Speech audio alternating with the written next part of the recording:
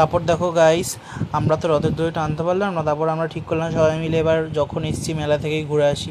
এখন আমরা সবাই মিলে যাব মেলায়। মেলায় যেতে যেতে আমি আবার সবাইকে জিজ্ঞাসা করলাম তোমাদের রথে এসে কেমন লাগলো। অবশেষে আমাদের বড় রথ টানা হলো মাহেশের, তাই তো? কেমন লাগলো রথ টেনে, বড় রথ টেনে?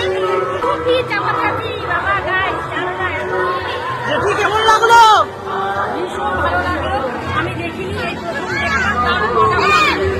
এ দেখো গাইস, সবার বক্তব্য শুনতে শুনতে চলে আসলাম মেলার সামনে। এবার মেলার ভিতরে আস্তে আস্তে সবাই মিলে ঢুকে যাব।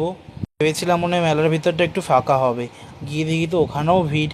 আর ওখানে এত গরম লাগছে আমাদের আর ভালো লাগছে না। তাও সবাই মিলে আমরা একটুখানি ঘুরে টুরে বেরিয়ে পড়লাম। তারপর দেখো গাইস, মেলা থেকে ঘুরে এসে চলে আসলাম হচ্ছে জগন্নাথ দেবের মন্দিরে। মানে সারা বছর যেখানে জগন্নাথ দেব থাকে সেই মন্দিরে চলে আসলাম। তারপরে দেখি কি ওখানে প্রসাদ দিচ্ছে। প্রসাদ আনতে গিয়ে কি ওখানে মানে 20 টাকা করে প্লেট নিচ্ছে প্রসাদে। তারপর আমরা সবাই মিলে নিই। তারপর মাসি 1 প্লেট প্রসাদ নিল, সেখান থেকে আমরা সবাই মিলে ভাগ করে প্রসাদ খেলাম। তারপর দেখো মেলা টেলা ঘুরে এসে আমরা চলে আসলাম খাবারের দোকানে। বনু আর আমার দিদি নিয়ে নিল 1 প্লেট মোমো, আর আমি নিয়ে নিলাম একটা চিকেন এগরোল। আর এগরোল করতে একটু সময় লাগে, তার জন্য আমারটা একটু পরে দিল। খেয়ে দিয়ে চলে আসলাম বাড়িতে। এবার সবাই একটু বাড়ি এসে হাঁপিয়ে গেছে বলে একটু সবাই মিলে একসাথে আমরা রেস্ট নিয়ে নিচ্ছি। ভিডিওটা এ পর্যন্তই ছিল। ভিডিওটি ভালো লাগলে পাশে থাকবেন, ফলো করবেন, শেয়ার করবেন আর কমেন্ট করবেন। আর ইউটিউবে